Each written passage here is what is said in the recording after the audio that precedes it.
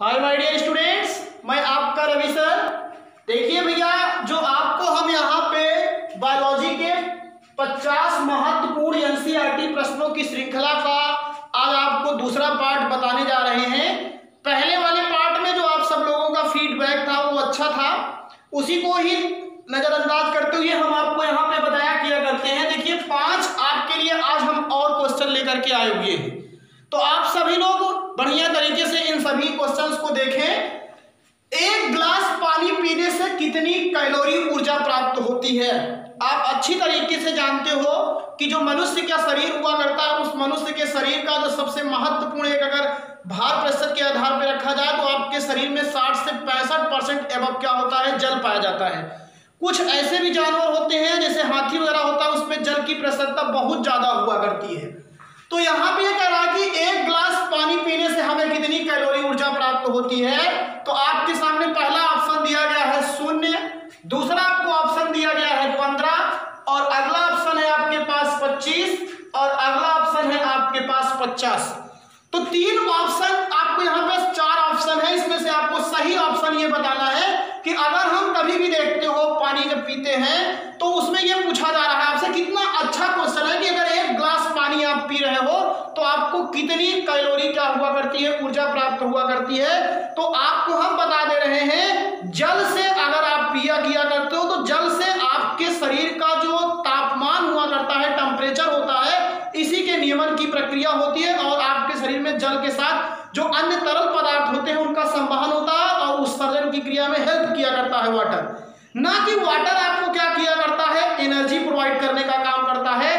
Water से आपको एकदम सीधा सीधा सा है कि वाटर से आपको कितनी 0 किलो कैलोरी क्या हुआ करती है, 0 कैलोरी क्या हुआ करती है, उष्मा प्राप्त हुआ करती है। तो इसमें पहले वाले ऑप्शन में आपको क्या हुआ करता है, पहले वाले ऑप्शन में अगर आपको एकदम सीधा सीधा कहेंगे तो एक गिलास पानी पीने से आपको 0 कैलोरी क्या हुआ करती है, ऊर्जा प्राप्त होती है। जल को पीने से आपको किसी भी प्रकार की ऊर्जा प्राप्त नहीं होती है। यही आपका क्या होगा, यहाँ पे ऑप्शन सही होता है। अगला क्वेश्चन देखिए आपके पास है, बहुत इंपॉर्टेंट क्वेश्चन है ये, बहुत सी प्रकार की ये कॉम्पिटिटिव परीक्षाओं में आपसे पूछा जाता है।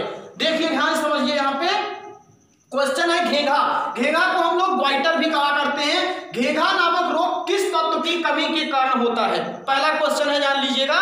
इसमें क्वेश्चन में आपसे पूछ रहा है कि घेघा नामक रोग किस तत्व की कमी के कारण होता है। ये क्वेश्चन बहुत इंपॉर्टेंट है और इस क्वेश्चन से देखिए हम आपको कितनी रिलेटिव बातें आपको बता रहे हैं। सबसे पहली चीज तो ये ध्यान दीजिएगा, जिंक होता है पहला ऑप्शन है। दूसरा है कैल्शियम। कैल्शियम का सीधा सा सीधा संबंध होता है आपके हड्डियों से, क्योंकि कैल्शियम और फास्फोरस, मैग्नीशियम, ये सब मिलकर के मनुष्य के शरीर में हड्डियों का क्या करते हैं, निर्माण किया करते हैं। अगर इनकी कमी होती भी तो आपकी हड्डियां कमजोर हो जाती हैं, ऑस्टियोपोरोसिस रोग जैसे होता है। और एक होता है आयोडीन। आयोडीन आप लोग अच्छी तरीके से जानते हो, ये 7th वर्ग का तत्व है, हाइड्रोजन परिवार का तत्व है। और अगला होता है फ्लोरीन। फ्लोरीन का होता है डिकम्पोजिशन, तो फ्लोरोसिस जैसे आपके दांत से संबंधित जो बीमारियां होती हैं वो फ्लोरीन के कारण होती हैं। लेकिन अगर बात करें आयोडीन की, तो आयोडीन जो हुआ करता है, अगर इसकी कमी हुआ करती है तो कौन सा रोग हुआ करता है, घेघा या ग्वाइटर रोग होता है।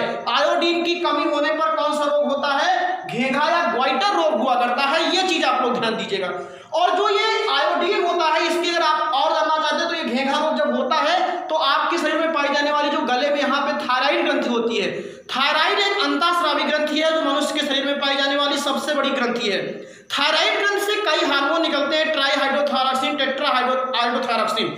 और वो जो हार्मोन हुआ करते हैं, जान लीजिए, उसमें आयोडीन के परसेंटेज होते हैं, मात्रा हुआ करती है, उसमें आयोडीन उपस्थित होता है। और अगर उसी हार्मोन की कमी हो जाती है, थायरॉक्सिन हार्मोन की, तब जान लीजिए आपके शरीर में ये कौन सा रोग होता है, घेघा रोग होता है, ग्वाइटर रोग होता है। और यही गले में क्या हुआ करता है, सूजन आ जाया किया करता है। तो आई होप आपको समझ में आ गया कि अगर आपके भोजन में आयोडीन की कमी होती है, और ये ज्यादा करके अगर इसलिए क्या कहा जाता है कि जब भोजन में आयोडीन की कमी होती है तो आप आयोडीन युक्त नमक का थोड़ी सी मात्रा में अगर सेवन करते हो तो फिर क्या हो जाया किया करता है, घेघा रोग आपका ठीक हो जाया किया करता है। तो बातें आपको समझ में आई।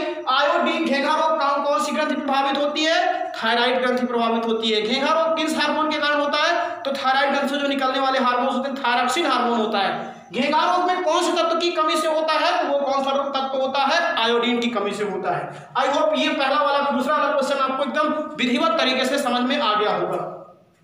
अगला जो दिखाया गया क्वेश्चन, निम्न में कौन सा फल स्कर्वी रोग के उपचार के लिए उपयोगी है?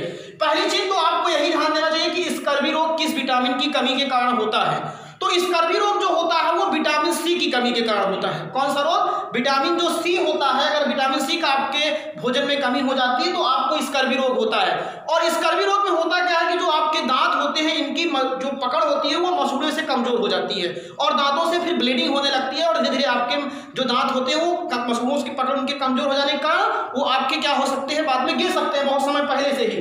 तो इसीलिए क्या किया जाता है कि जो स्कर्वी संबंध है वो डायरेक्ट विटामिन सी से है। किससे संबंधित है? विटामिन सी से।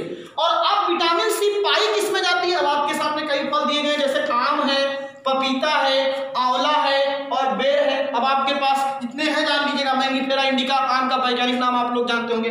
पपीता वगैरह, आम को तो फलों का राजा भी कहा किया करते हैं, ये भी ध्यान दीजिएगा। पपीता जो हुआ करता है इसमें आयरन बहुत ज्यादा होता है, ये बात दिमाग में रखिए। और आंवला जो होता है आपको मालूम ही है कि आंवला कहाँ का सबसे ज्यादा प्रसिद्ध है? तो प्रतापगढ़ का आंवला सबसे ज्यादा प्रसिद्ध है। इलाहाबाद का अमरूद ज्यादा प्रसिद्ध हुआ करता है। जौनपुर है तो वहां की मूली ज्यादा प्रसिद्ध होती है। लखनऊ है तो वहां की रेवड़ी ज्यादा प्रसिद्ध है। ऐसे हर जगह का क्या होता है, स्पेशल चीज होता है। जैसे प्रतापगढ़ तो वो आंवले के लिए जाना जाता है, आंवला हो गया। बेर आप जानते हैं, बेर भी अच्छी तरीके से। तो जो ये आंवला हुआ करता है एक प्रकार का, ये आपका जान लीजिए विटामिन सी का अच्छा सोर्स माना जाता है। और अगर हमारे भोजन में क्या हुआ करता है, अगर किसी व्यक्ति को स्कर्वी रोग है तो अगर उसका उपचार करना होता है तो अगर वो आंवले का क्या किया करता है, सेवन किया करता है, तो उसको स्कर्वी रोग से क्या हो सकता है, इलाज मिल सकता है। इसीलिए यहाँ पे जो ये तीसरा वाला ऑप्शन है ये आपका सबसे बेस्ट ऑप्शन होता है कि अगर आपको किसी को स्कर्वी रोग है तो अगर आप आंवले का क्या करते हैं, सेवन किया करते हैं। आंवले की ही बात मैं नहीं कर रहा हूं, जितने भी साइट्रेसी फैमिली के पौधे होते हैं, मैंने विटामिन वाला एक बढ़िया सा चैप्टर आपको पढ़ाया हुआ है, विटामिन कैसे याद करें। वहां पे जाकर के आप विटामिन की ट्रिक को देखिए। आप कुछ ना कीजिए, चैनल पे लिखिए Ravi institute chemistry and biology vitamin कैसे याद करें, आपको वो सर्च कीजिएगा, आपको तुरंत चैनल मिल जाएगा। वहां पर मैंने पूरा विटामिन का डिटेल आपको समझाया हुआ है, तो वहां से आप जाकर के देख सकते हैं। आप बढ़िया तरीके से इस चीज को आप ध्यान दीजिए। अगला क्वेश्चन है आपके पास, देखिए ये भी बहुत क्वेश्चन इंपॉर्टेंट है, ये इस क्वेश्चन को आप लोग ध्यान से देखें।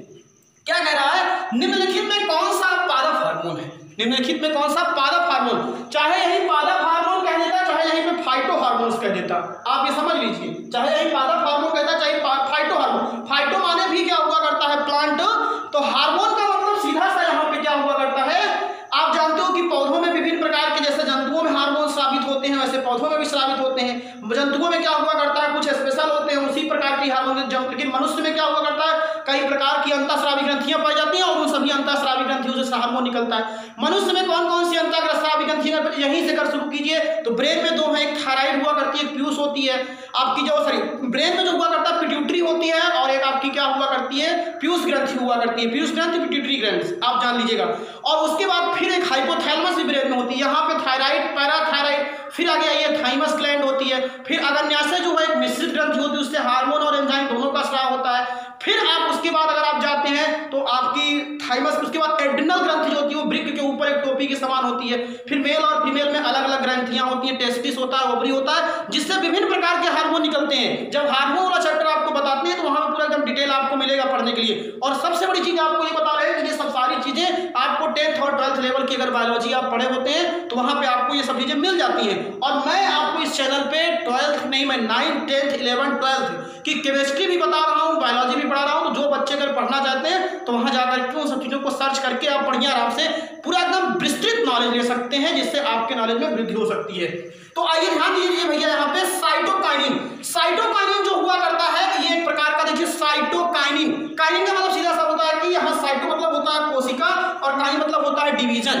तो ये जो साइटोकाइनिन होता है ये कोशिका विभाजन में सहायक हुआ करता है और ये एक प्रकार का पादप हार्मोन है। कैसा हार्मोन है ये, पादप हार्मोन है। आपका किसका मतलब सीधा सा मतलब है कि पहला ही वाला ऑप्शन क्या हो गया, इसमें सही हो गया। सबसे महत्वपूर्ण जो पादप हार्मोन होता है वो ऑक्सिन होता है। ऑक्सिन के कई रूप होते हैं, 2,4-D होता है, 2,4-डाइक्लोरोफिनॉक्सी एसिड, जिसका उपयोग खरपतवार नाशक के रूप में किया जाता है। इसके अलावा NAA होता है, IAA होता है। ऑक्सिन कई रूप में जाना जाता है और ऑक्सिन जो होता है मुख्य रूप से शीर्षस्त्र प्रभाविता का काम करने का काम करता है पौधों में। जब तक ऑक्सिन का स्रावन होता रहता है तब तक ऊपर की कलिकाएं वृद्धि करती रहती है, नीचे की कलिकाएं नहीं वृद्धि करती हैं। इसीलिए जब क्या किया जाता है, जो माली होते हैं, गार्डनर देखिए, वो ऊपर की शाखाओं को काट देते हैं तो नीचे की शाखाएं वृद्धि हो जाती है, इसीलिए मेहंदी जो होती है आपकी वो फिर क्या हो जाती है, राउंडेड से ज्यादा उसका बढ़ जाता है। ऑक्सिन हो गया, जिबरेलिन होता है, जिबरेलिन का एक कवक था जिबरेला फ्यूजिकोराई, उस कवक से क्या किया गया था, जिबरेलिन हार्मोन को निकाला गया था। जिबरेलिन जो हार्मोन हुआ करता है ये भी एक पादप हार्मोन होता है।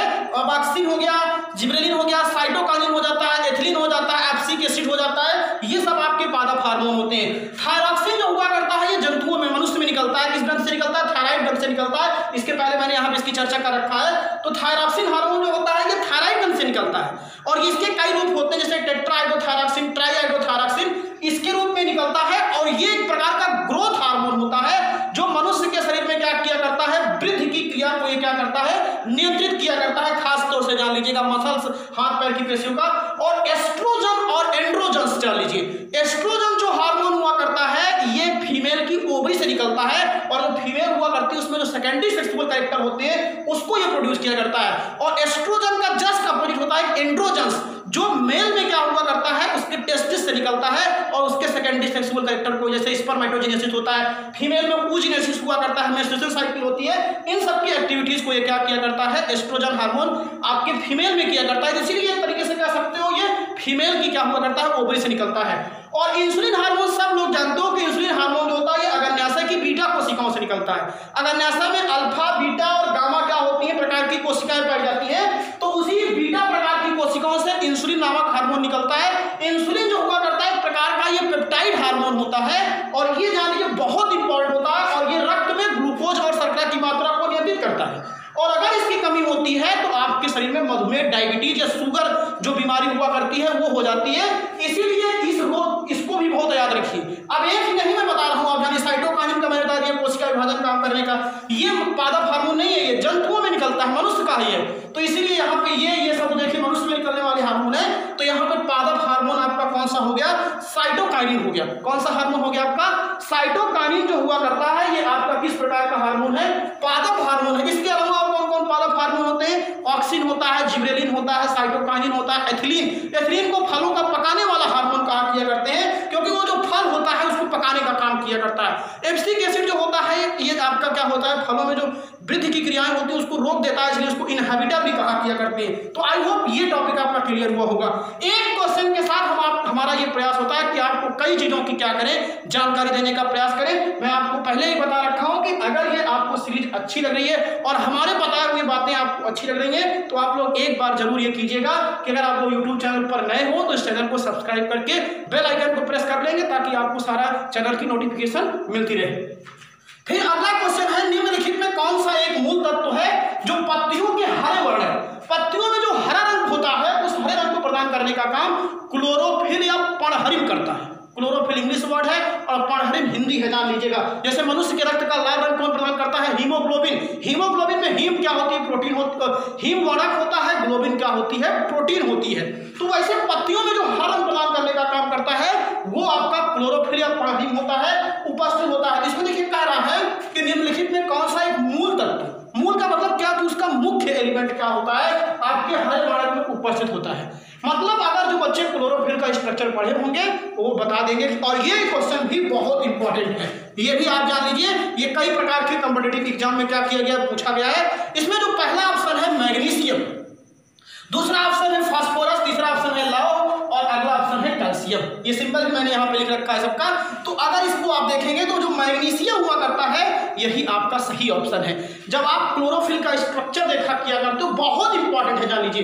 क्लोरोफिल का जब स्ट्रक्चर देखते हो तो उस क्लोरोफिल के स्ट्रक्चर में जो सेंटर में एटम हुआ करता है, इसको क्वेश्चन कौन नहीं कर सकता था कि क्लोरोफिल का केंद्रीय धातु कौन होता है या क्लोरोफिल की संरचना में कौन सा केंद्रीय धातु होता है, तब भी वहां पे आपको टिक क्या करना था, मैग्नीशियम ही क्या आपको करता है, क्लोरोफिल का मेन एलिमेंट होता है मुख्य रूप से। और ऐसे मनुष्य के पूछा जाता है हीमोग्लोबिन का कौन होता है, तो हीमोग्लोबिन में मुख्य रूप से कौन सा पाया जाता है, आयरन पाया जाता है। सेंटर एटम आयरन होता है। इसीलिए अगर आपके शरीर में क्या होती है, आयरन की कमी हो जाती है तो आपके जान लीजिए जिसको कह सकते हो खून की कमियां आपको देखने को मिल जाती है और फिर हीमोग्लोबिन का लेवल घटता जाता है। कैल्शियम का भी मैंने अभी उपयोग बताया था, ये दांतों और हड्डियों के निर्माण में हेल्प किया करता है। फास्फोरस भी उसी के साथ हुआ करता है। तो इस तरीके से ये क्या हुआ करेगा, इसमें जो सही ऑप्शन है वो आपका क्या होता है, मैग्नीशियम होता है। हीमोग्लोबिन का क्या हुआ करता है, आयरन हुआ करता है। तो आई होप ये आप लोगों को प्रश्नों की श्रृंखला अच्छी तरीके से समझ में आई होगी। आप इसको बढ़िया तरीके से नोट्स बना करके लिख भी सकते हैं, आप याद कर सकते हैं, जिससे आने वाले आपको कॉम्पिटिटिव एग्जाम में हेल्प मिले। यही हम चाहते हैं, यही आपसे हमारी उम्मीद है। थैंक यू, धन्यवाद।